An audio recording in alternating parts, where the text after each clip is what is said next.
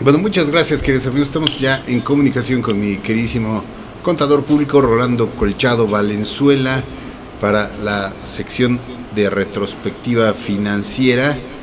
Y continuando con el tema, ahora hace la reflexión mi querido Rolando a su muy entendida y experimentada óptica. ¿Qué es lo que no está viendo la nueva administración en el tema económico? ¿Cómo estás, mi querido Orlando? Bienvenido de nueva cuenta. ¿Qué tal, Jorge? Muy buen día a todos ustedes. Me da gusto nuevamente tener la oportunidad de platicar con ustedes.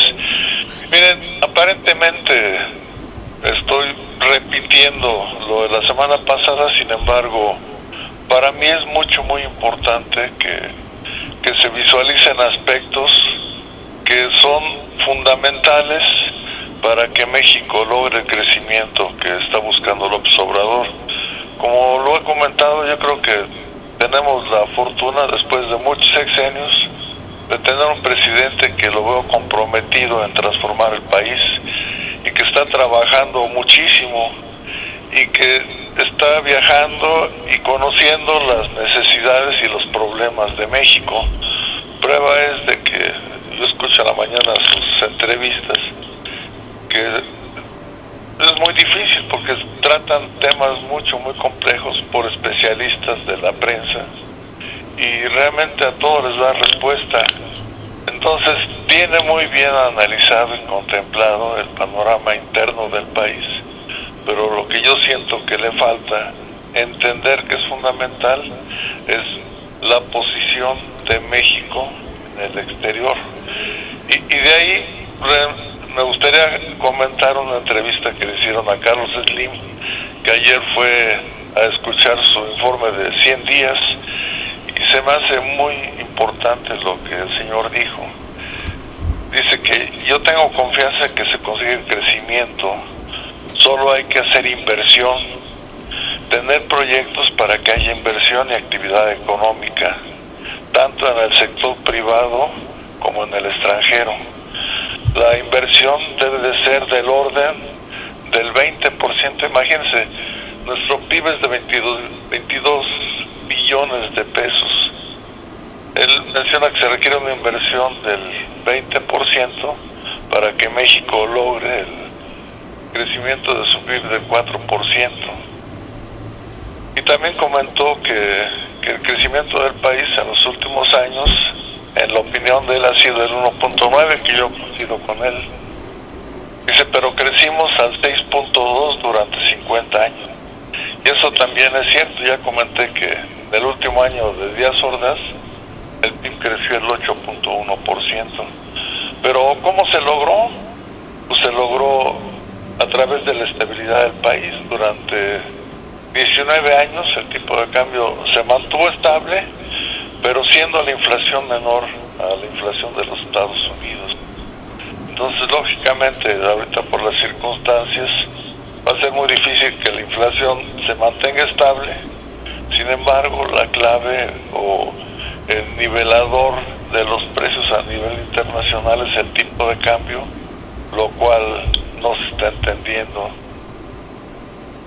Los negocios para un inversionista deben de ser rentables. De nada sirve que comprometa a un inversionista a invertir si su negocio no le da para vivir o para mantener su empresa, va a acabar cerrándola.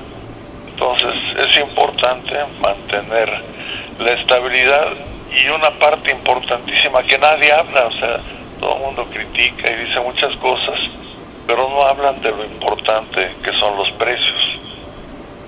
Mire, si podemos ver la primera gráfica que mandé, que ya le he estado mostrando varias veces, pero que es muy importante, y de hecho lo voy a ir haciendo bimestralmente por lo menos, para que veamos cómo van los precios de México a nivel internacional y qué nos espera, porque hubo muchos inversionistas que sentían que en la parte interna íbamos muy bien, estaba el tipo de cambio fuerte y poderoso, la inflación más o menos estaba controlada, y de repente vienen las devaluaciones. Entonces Ahí en esa gráfica se puede ver perfectamente cómo cuando el país se encarece, yo tengo un semáforo, un medidor, que va midiendo los precios comparando México contra los Estados Unidos. Cuando nuestros precios se elevan más del 25%, yo pongo semáforo rojo porque es mucha diferencia en precios. Entonces eso ocasiona que el inversionista nacional se apresa de las empresas extranjeras debido a que no puede competir y cada día va quedando fuera de mercado, y el extranjero pues no le va a convenir comprar en México porque le sale demasiado caro. Usted cuando viaja al extranjero y pregunta el precio de cualquier artículo, dicen 1,000 pesos, sí, pero en dólares ¿cuánto es? O 1,000 rupias, sí, pero ¿cómo es el tipo de cambio y cuánto es en dólares? Para que en dólares tengan un panorama y una posición sobre realmente si el producto es caro o es barato. Entonces, mira, por ejemplo, aquí podemos ver cómo en 1975 la sobrevaluación se fue a más del 50%. ¿Qué ocurrió? Fue en la época de Luis Echeverría, vino inmediatamente la devaluación. Después López Portillo igual, o sea, llegó, empezó a querer defender el peso como perro, se empezaron a elevar los precios, llegaron al 55.4, lo cual originó que nos quedáramos sin divisas y vino una devaluación. O sea, ¿qué pasa con una devaluación? Que toda la economía se trastorna y genera quiebre de empresas, desconfianza y problemas económicos muy serios.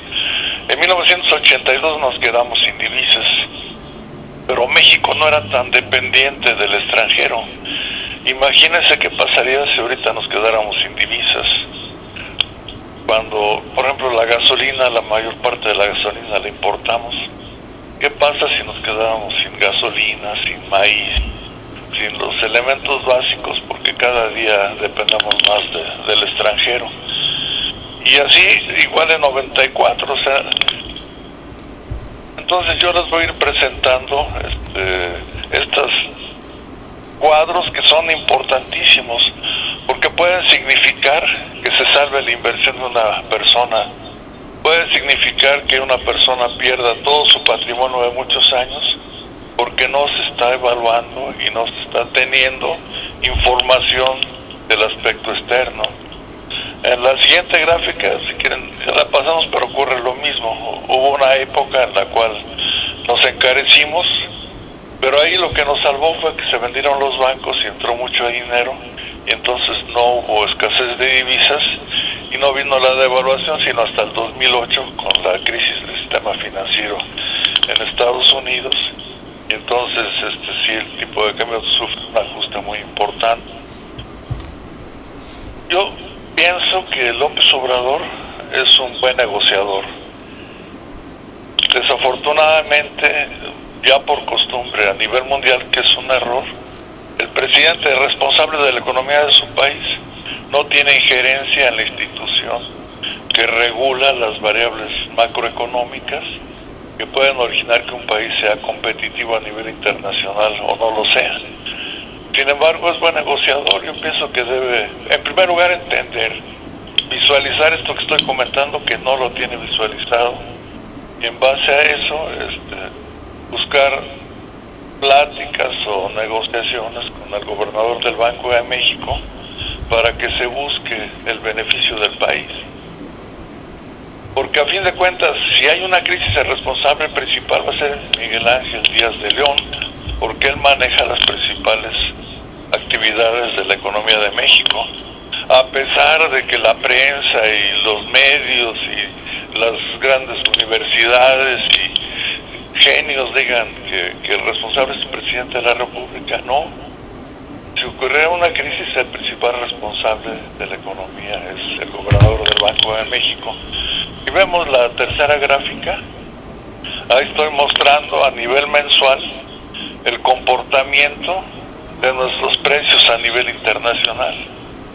Y que estamos viendo que a veces estamos subvaluados, a la media hora ya estamos sobrevaluados, 2 horas después ya estamos otra vez subvaluados. Estas variaciones de precio, por ejemplo, yo las analizo con la información del grupo donde presto mis servicios y adicionalmente me meto a la bolsa de valores y busco información de empresas que cotizan en bolsa. Y créanme, en el periodo en el que entró Trump, casualmente nos benefició porque los mercados se espantaron, el tipo de cambio se elevó, pero al elevarse el tipo de cambio bajaron los precios y tuvimos un 2017 muy bueno, cosa que no ocurrió en el 2018 porque ya nuestros precios estaban más elevados. Pero vean la gráfica, o sea, de veras eso no es posible. Aquí estamos viendo los precios de todo lo que se produce en México, en el extranjero. Y a lo mejor una persona que fabrica a lo mejor plumas en forma rudimentaria o casera, dice, no, pues a mí no me afecta la globalización porque yo no salgo en la esquina. Sí, pero él tiene que vender sus plumas en alguna tienda comercial, en alguna tienda de autoservicio. Y si los precios se elevan, va a ver que sus productos ya precios van quedando fuera de mercado. Entonces, la globalización, ya estamos todos inmersos en ella, ya no podemos hacernos un lado. Debemos de entender que es importantísimo cuidar la imagen de México en el extranjero. Por ejemplo, otro tema muy importante, ya muy tarde mandé otra gráfica, que eso ha ocasionado controversia entre las redes sociales, que es el relativo a la última feria que se celebró en Berlín, que es la feria más importante, donde todos los países presentan las oportunidades que ofrece el turismo de su país. Y hay un pleito porque se presenta la imagen del stand de México comparado con un stand. Dicen que es del 2018, sin embargo, el actual secretario de Turismo, Torruco, dijo que Javier Lozano había dicho mentiras, que anteriormente era del PAN, después se cambió al PRI y está todavía indeciso. Mira, ahí la tenemos. Es la Feria de Turismo de Berlín, que es la más importante, que se celebró la semana pasada en el mes de marzo. Vean el estante de México de 2019 y el estante que según Lozano fue en 2018. Torruco dice que es mentiroso porque esa foto del 2018 fue de hace 4 años, cuando a México se le hizo una invitación especial para que presentara su estante y lo que ofrece en la parte de turismo. Pero aunque haya sido hace 4 años, vean el stand de México de 2019. O sea, ¿quién va a querer viajar a México con un estante como está presentando en las condiciones que te ven esa fotografía? Ahí lo preocupante es de que a lo mejor por ahorrar unos pesos están dejando de promover el turismo, y México, el turismo es muy importante. De hecho, después de las remesas, el siguiente renglón más importante en ingreso de divisas es el sector del turismo. Y en todos los demás sectores de exportaciones e importaciones, el turismo es el único que tiene superávit. O sea que los ingresos son mucho mayores a los gastos. Mientras que en los demás renglones se tiene mayores las importaciones que las exportaciones, se tiene déficit. Entonces debemos de cuidar mucho la parte interna, como lo está haciendo López Obrador, pero también debe de ver y analizar la parte externa, que es importantísima, porque la parte externa puede originar que suframos devaluaciones o crisis muy graves. Claro. Entonces hay que buscar estabilidad y cuidar la imagen de México, promover el turismo. Miren, somos bendecidos por Dios y por la naturaleza. Nuestra posición es ideal.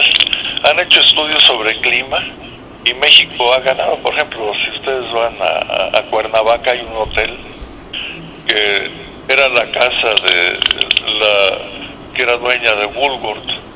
Entonces ella mandó a hacer un estudio que costó millones de dólares para escoger el lugar que tuviera el mejor clima del mundo, y resultó Cuernavaca el mejor lugar del mundo. Mientras que en el norte se mueren de frío, en el sur más abajo tienen muchísimo calor. Entonces estamos en una posición privilegiada.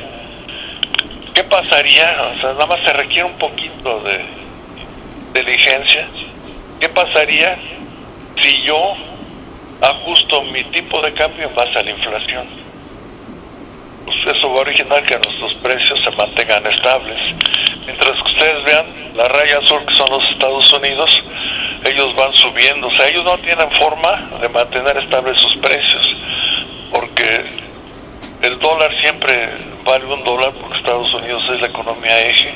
Entonces Estados Unidos siempre sus precios van a ir a la alza, mientras que México tiene la opción de poder manejar sus precios inclusive a la baja. Ahorita no lo sugiero porque inclusive Trump está muy al pendiente de los precios de México, pero poco a poco México puede ser el país mucho más económico que cualquier otra parte del mundo, con la ventaja que tenemos en el norte al principal consumidor del mundo.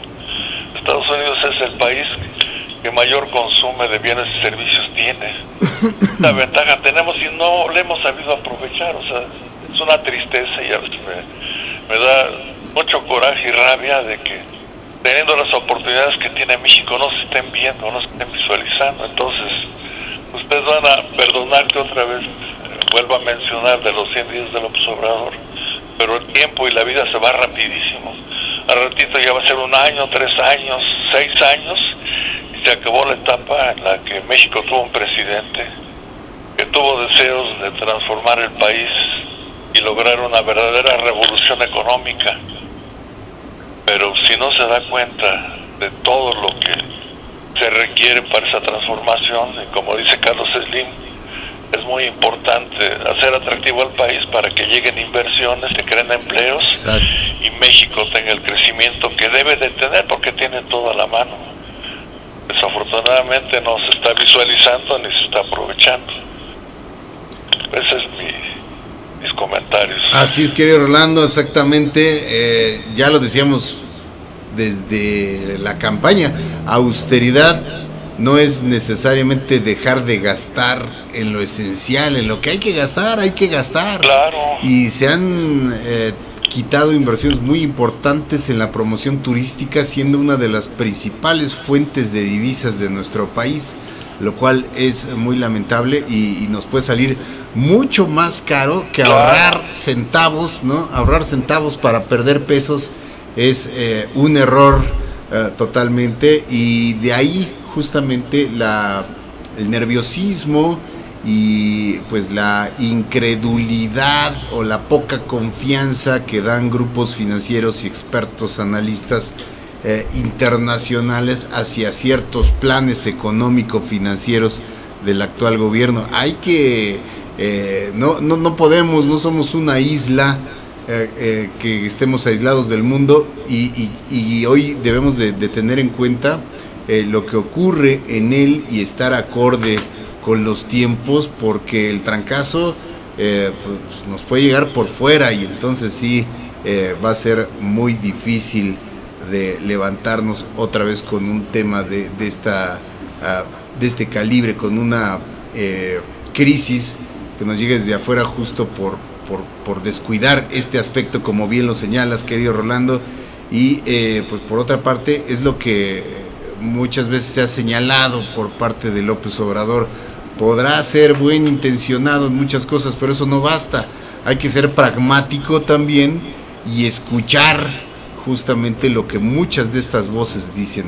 Cualquiera, ¿no? Cualquiera debe de tomar siempre la crítica de alguna manera, sea constructiva o no, porque de las críticas es como puede uno crecer y aprender, y esa es nuestra labor aquí, querido contador, y tú lo haces excelentemente bien en base a tus propios análisis.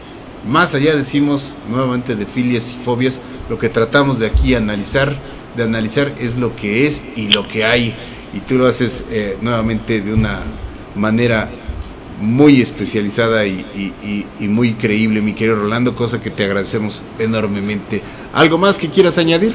No, nada más, al contrario, el agradecimiento es de parte mía. Muchas gracias a todos y que tengan una excelente semana. Igualmente para ti, querido contador Rolando Colchado Valenzuela, y su retrospectiva financiera. Regresamos, queridos amigos, vamos a una pausa.